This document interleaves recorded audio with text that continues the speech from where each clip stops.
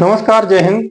DBPST को लेकर बहुत सारे कैंडिडेट्स के मन में ये डाउट है कि उनका चेस्ट कैसे पूरा होगा।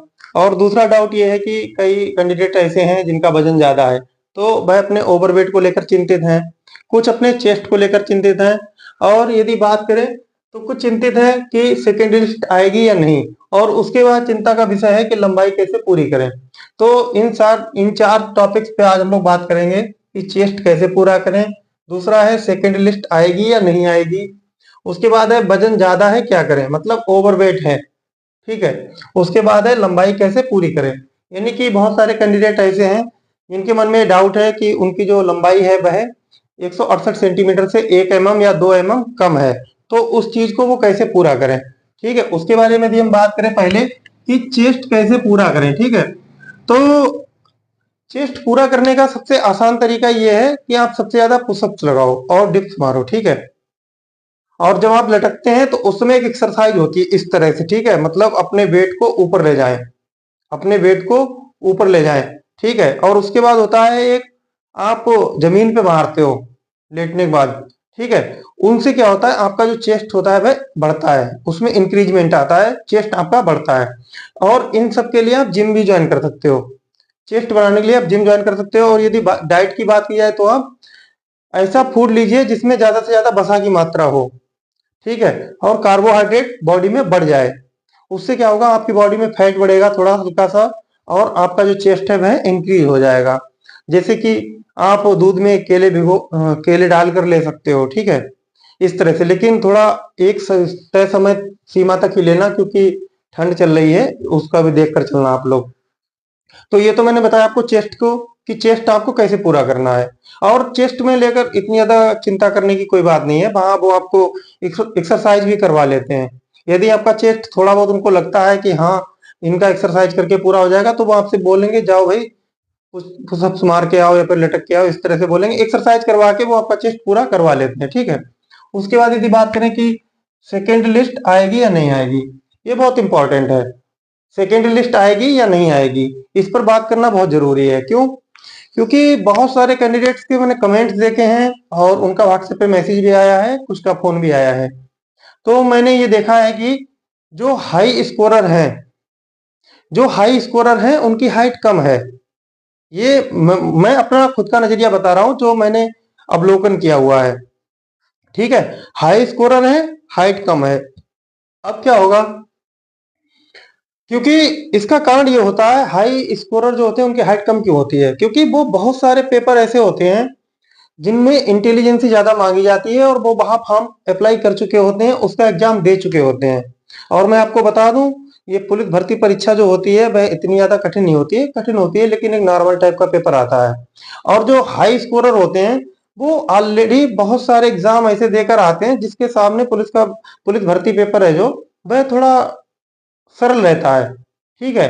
क्योंकि उन लोगों को पता होता है, जो जिनकी हाइट कम होती है, कि हमें हमें कहीं ना कहीं सिलेक्शन जो है वह बेल्ट की नौकरी में नहीं मिल सकता इतनी आसानी से, जैसे पुलिस में या आर्मी में।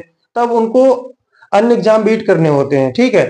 तो और आज मैंने एक सर्वे के लिए एक पोस्ट भी डाला था फेसबुक पर, ठीक है, जिसमें मैंने कैंडिडेट से हाइट पूछी थी। तो उसमें क्या आ रहा है पता है, उसमें आ रहा है 165, सॉरी 167.5 सेंटीमीटर से लेकर 168 सेंटीमीटर तक की सर्वे में पता कितने लोग आएंगे, आप सुनकर चौंक जाएंगे। उसमें लगभग लगभग 1000 लोगों ने वोट किया हुआ है, ठीक है, 1000 लोगों ने वोट किया हुआ है, जिसमें से 167.5 सेंटीमीटर से लेकर 168 सेंटीमीटर तक 14% लोगों ने वोट किया हुआ है। और 167.5 सेंटीमीटर से कम, 167.5 सेंटीमीटर से कम 11% लोगों ने वोट किया है। सोचिए, 11 और 14, 25% जो लोग हैं वे अंडर हाइट हैं अभी। जो हमारे चैनल पर जो मैंने पोस्ट डाली थी उसकी सर्वे में 25% लोग बाहर हैं। ये मैं झूठ नहीं बोल रहा हूं, ये मैंने सुबह पोस्ट डाली थी आज, ठीक है, मैंने सुबह पोस्ट डाली थी, उसकी सर्वे में ये है। और उसके बाद की सर्वे की बात करें यदि, कि 168 से लेकर 168.5, इसमें जो 168 वाले हैं ना, ये बॉर्डर पे हैं। ये याद रखने वाली बात है, ये मैं आपको मैनिपुलेट नहीं कर रहा हूँ, आपको गुमराह नहीं कर रहा हूँ, जो सच्चाई है वही आपको बता रहा हूँ। तो जिनके नंबर 2 या 3 नंबर से जो लोग रह गए हैं ना फिजिकल और डीवीपीएसटी में, जिनका कॉल लेटर नहीं आया है, भाई उम्मीद कायम रखें और अपनी फिजिकल की तैयारी करते रहें। दिन में 24 घंटे होते हैं, तो मैं मानकर चलता हूँ कि आप कहीं ना कहीं अपने नेक्स्ट एग्जाम की तैयारी कर रहे होंगे। लेकिन कहीं ना कहीं यदि आप आधा घंटा मॉर्निंग में अपने फिजिकल को देंगे, तब उससे आपके भविष्य को सुनहरे बनने की उम्मीद है कि यदि आपका कॉल लेटर आ जाएगा और यदि आपकी फिजिकल की तैयारी कंप्लीट नहीं हुई तो ये आपके लिए बहुत दुर्भाग्य की बात है। तो इसलिए आप सभी से मैं ये कहना चाहूंगा, जो भी कैंडिडेट 2 या 3 नंबर से रह गए हैं, आप लोग अपनी फिजिकल की तैयारी करते रहिए। ठीक है, फिजिकल की तैयारी करते रहिए, क्योंकि अभी सबसे मेन स्टेप जो है ना भाई हाइट को लेकर है। हाइट को लेकर जो इशू है ना, मैं ये मान सकता हूँ कि हाँ 1,74,000 कैंडिडेट वह डीवीपीएसटी के लिए बुलाए गए हैं। सभी तो बाहर नहीं हो जाएंगे, ये मैं भी जानता हूँ। 1,74,000 को बाहर नहीं किया जाएगा, लेकिन बाहर होंगे और वो हाई स्कोरर हैं। तो फिर भर्ती बोर्ड क्या देखता है कि जब हाई स्कोरर बाहर होते हैं ना, तो मेरिट बहुत तेजी से गिरती है। ठीक है, तो सेकेंड लिस्ट आने की उम्मीद है, ये मेरा खुद का नजरिया है जो मैं आपके सामने रख रहा हूँ। उसके बाद यदि बात करें कि वजन ज्यादा है क्या करें, बहुत सारे कैंडिडेट्स हैं जो ओवरवेट को लेकर कहीं ना कहीं चिंतित हैं। तो उनसे मैं ये कहना चाहूंगा कि ओवरवेट को लेकर ज्यादा इशू नहीं होता है वहां पर आप बस ये देखा जाता है कि आपका जो वेट है वो इतना होना चाहिए कि अगर यदि आप फिजिकल आपको करवाया जाए तो वेट कंज्यूम हो जाना चाहिए, मतलब वेट लॉस हो जाए वो। ठीक है, ज्यादा हैवी वेट नहीं होना चाहिए। ठीक है, यदि जैसे एक साइंटिफिक फार्मूला होता है कि आपकी जो हाइट होगी उसमें से -100 कर दिया जाएगा, तो जितना भी आएगा वेट में वेट माना जाता है। जैसे मान लीजिए किसी की हाइट है 170, तो उसका जो एवरेज वेट माना जाएगा वह माना जाएगा -100, यानी कि इक्वल्स टू 70 किलोग्राम।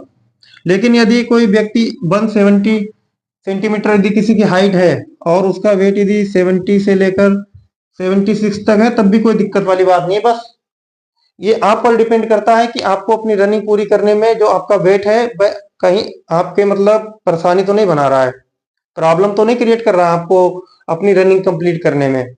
तो इसीलिए इस वेट को अभी समय है, हल्का हल्का यदि लॉस करेंगे तो वेट लॉस हो जाएगा। ठीक है, इतना कोई इशू वाली बात नहीं है ये, इसको आप कवर कर सकते हो।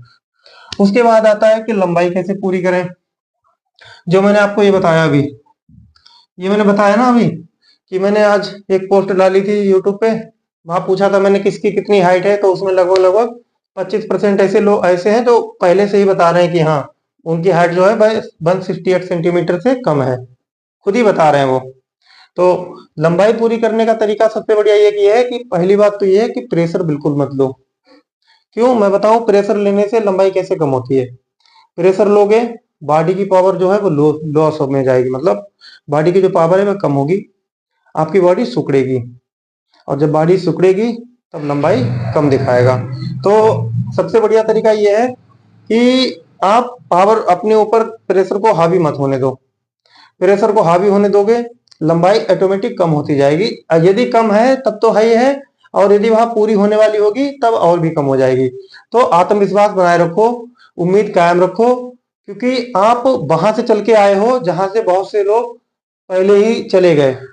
और एक चीज और है, मैं ये मानकर चलता हूं, ये डाउट तब तक क्लियर नहीं होंगे आपके जब तक कि आपका फाइनल सिलेक्शन नहीं हो जाएगा।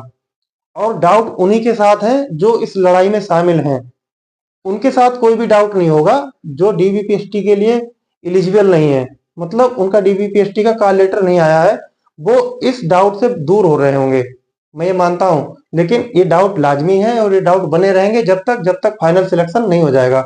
इसलिए उम्मीद जिंदा रखिए, तैयारी करते रहिए, डीबीपीएसटी के लिए डॉक्यूमेंट तैयार करा लो। यदि आपके जाति और निवास का रजिस्ट्रेशन नंबर गलत है तो एफिडेविट बनवा लो। मार्कशीट में माता जी का, पिताजी का या आपके नाम के लेटर्स में कोई मिस्टेक है तो एफिडेविट बनवा लो।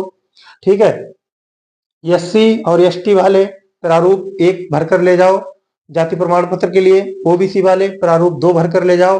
यदि आप नहीं ले जाओगे, जर्नल में काउंट किए जाओगे, फाइनल मेरिट में जनरल में काउंट किए जाओगे, आपके सिलेक्शन पे फर्क पड़ेगा। इन सब चीजों से बचना है, सिलेक्शन लेना है, माँ बाप को खुशियां देना है, अपना भविष्य बनाना है। जय हिंद।